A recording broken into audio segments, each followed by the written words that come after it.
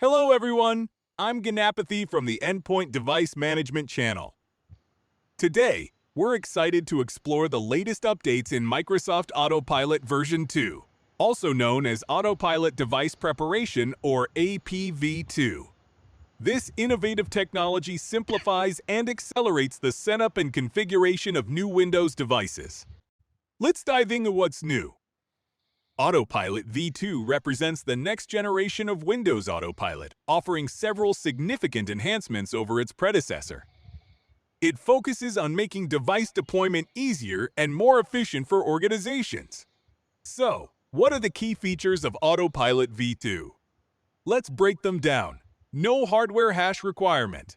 Unlike Autopilot V1, APV2 eliminates the need for a hardware hash during device enrollment, simplifying the process and reducing potential hardware hash issues.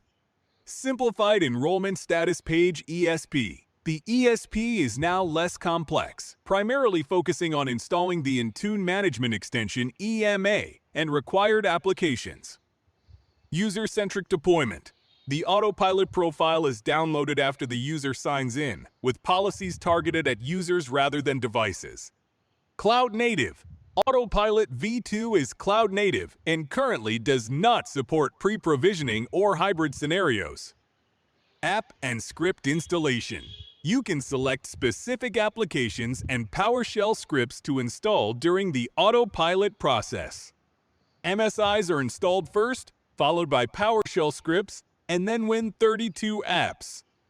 Sovereign cloud support. Autopilot V2 supports deployment in sovereign clouds, unlike V1, which was limited to the public cloud. Limited app selection. Only up to 10 applications can be selected for installation during the device preparation phase. Windows 11 support. Autopilot V2 is specifically designed for Windows 11, requiring Windows 11 version 24H2 or later with specific updates. Let's move on to the Autopilot V2 workflow. There's no separate Autopilot registration service, but you may need to register the device with Intune to mark it as a corporate device. This step is crucial if you don't allow personal device enrollments, as all Autopilot V2 enrollments are considered personal. The process begins when a user signs in using their work or school account.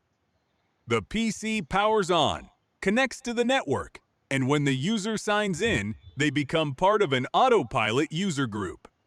Because the user is in that group, Intune knows to push the Autopilot profile to the device. The profile then forces the device into the Autopilot device group, which receives applications, policies, and scripts. Now, let's explore the differences between Windows Autopilot V1 and Autopilot V2. Hardware hash requirement. Autopilot V1 requires a hardware hash for device enrollment, while Autopilot V2 does not.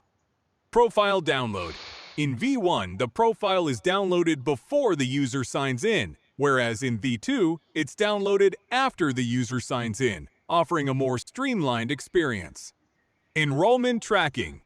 V1 provides detailed tracking of all steps during enrollment, while V2 offers a simplified ESP with fewer steps, focusing on user experience. Azure Active Directory ODD. Join. V1 supports hybrid TreeAD join, while V2 supports cloud-native TreeD join only, making it more cloud-centric.